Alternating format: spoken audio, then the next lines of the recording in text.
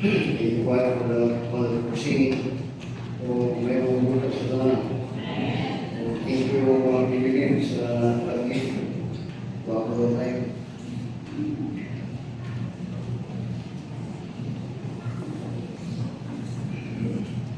I think every year I preach on this subject. And hopefully, as always, that it will bring forth all of us and to strengthen our faith in the Lord.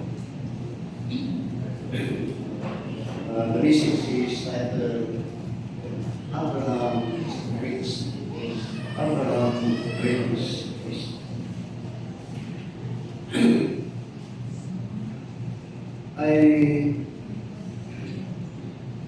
I copy a commentary of one great preacher on the subject about this thing.